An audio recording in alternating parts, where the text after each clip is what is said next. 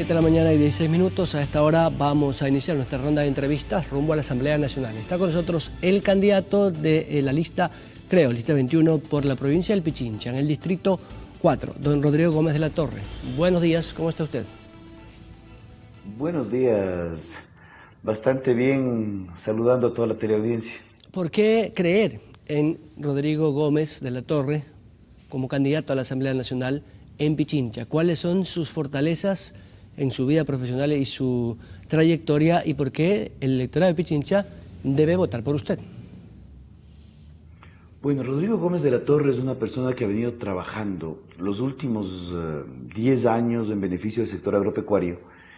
Hemos trabajado de manera silente, hemos trabajado mucho en la provincia de Manabí, hemos estado liderando como director de la Federación Nacional de Ganaderos, hemos trabajado en la Asamblea Nacional en representación de los sectores productivos, buscando mejores días para el sector agropecuario.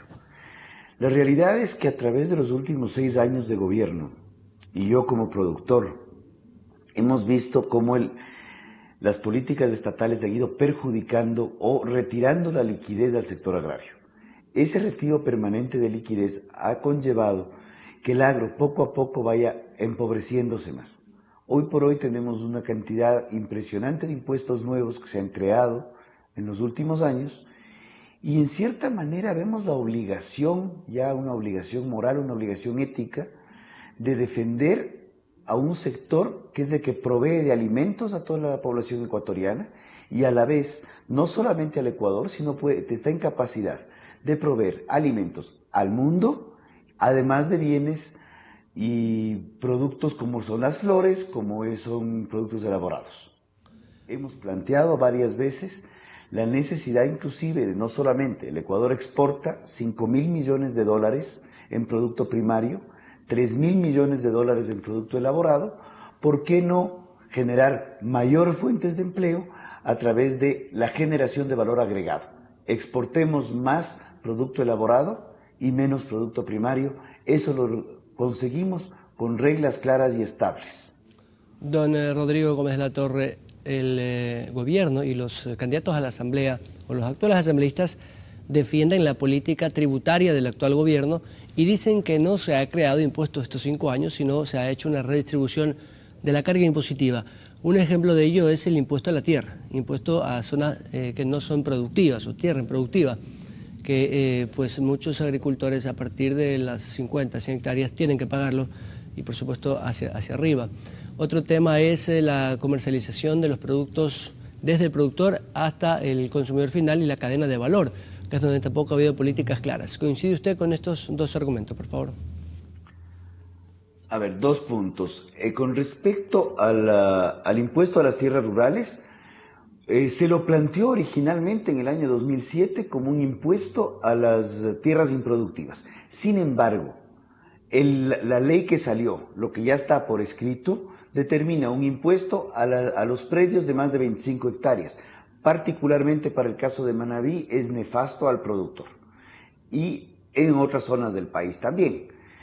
El impuesto hoy por hoy ha hecho un ajuste a través de un decreto ejecutivo para corregir la zona de noroccidente de Pichincha, pero más bien tiene tintes políticos, ver cómo bajamos la presión.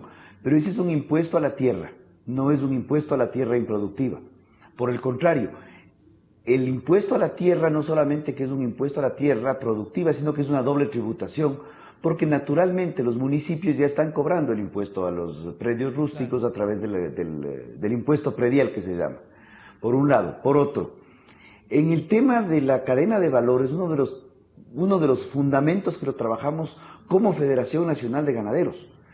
Y siendo ganaderos, obviamente, nos preocupamos de la cadena de valor, tanto de la carne como de la leche.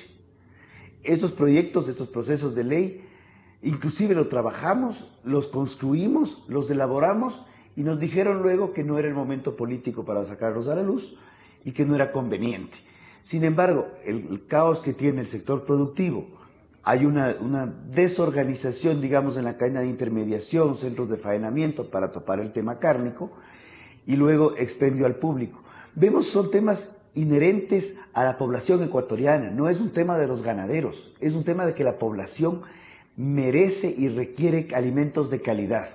el agro los está produciendo y muchas veces, por falta de reglas claras, por falta de conceptos idóneos, estamos desmereciendo un producto que a mucho sacrificio del ganadero, primero, no recibe lo que se merece y está encareciéndose hacia el consumidor. Don Rodrigo Gómez de la Torre, la campaña de areteo al ganado, que se ha dado ya por etapas, tuvo una función específica, aquel de identificar el número de reses y por supuesto también, quienes no saben, es una especie de chip que se le coloca al animal para tener un registro y evitar el cuadrerismo, el robo de ganado, etc. Pero en el trasfondo, muchos ganaderos toman a esto como que el gobierno quiere controlar exactamente sus políticas de comercialización o, más claro, su relación de negocios. ¿Qué tan cierto puede ser esto?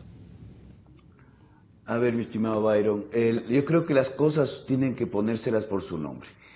El proceso de areteo es un proceso que lo consideramos desde nuestra óptica importante y necesario. Creemos que identificar los animales es bueno, pero hacerlo bien. Si nosotros identificamos y gastamos recursos estatales en identificar un animal que en un mes va a ir a centro de faenamiento, a matadero, pues estamos desperdiciando recursos. Deberíamos haber comenzado con los chivos, con los terneros pequeños, ir avanzando poco a poco. El color del arete genera un problema de lectura, porque el color que estamos usando aquí, que se compró, es el verde, cuando el que dice el reglamento posteriormente es amarillo. Ahí no hay un ajuste en el mismo reglamento que determine eso. 3, el tema del chip que mencionas, realmente no hay tal chip. El arete es un arete con el código de barras. Y esto lo planteamos y lo conversamos en sinnúmero de ocasiones con autoridades del gobierno, explicándole que las vacas tienen la mala costumbre de andar sucias muchas veces, especialmente en el invierno, y que el código de barras necesita ser leído a 5 centímetros. Entonces no tenemos la posibilidad de leer realmente el código y considerábamos que el chip en un momento era mucho mejor porque permite una lectura a unos 2 o 3 metros. Actualmente el reglamento ya viabiliza eso, pero está todo un poco endeble, porque también la ley del COTAD, del Código Orgánico de Desarrollo Territorial, determina que los impuestos prediales deben ser cobrados a través, también se debe cuantificar los números de animales y semovientes de la propiedad, lo cual indirectamente generaría un nuevo impuesto. Don Rodrigo Gómez, finalmente estoy contra el tiempo, perdone que lo interrumpa. 2 apreciaciones rápidas, porque estoy contra el tiempo. Ley de aguas y ley de tierras. ¿Comparte el proyecto original o considera que atenta al actual proceso productivo del agro? A ver, el tema de ley de aguas es un tema que está ya ya está en segundo debate, tiene que realizarse la consulta prelegislativa. En lo personal y lo que hemos visto, consideramos que la ley de aguas considera la redistribución de agua. Sin embargo, lo que no se considera es que hay que buscar urgentemente nuevas fuentes de captación de agua. Las zonas altas de la sierra están con una pobre producción de agua, los páramos están afectados y el efecto de cambio climático es gravísimo.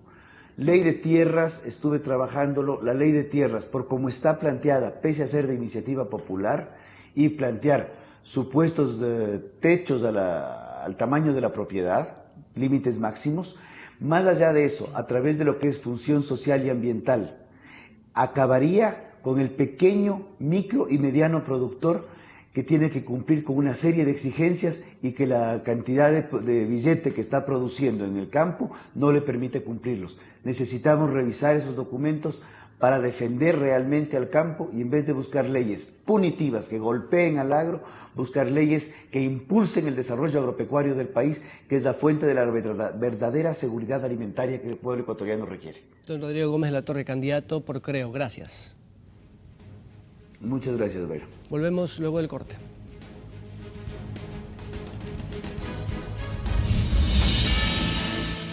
Conforme al Código de la Democracia y la Política Institucional, Oromar HD invita a los candidatos de movimientos y partidos políticos para que expongan sus propuestas de campaña. Para mayor información, comuníquese con nuestros coordinadores en Quito, Guayaquil y Manta.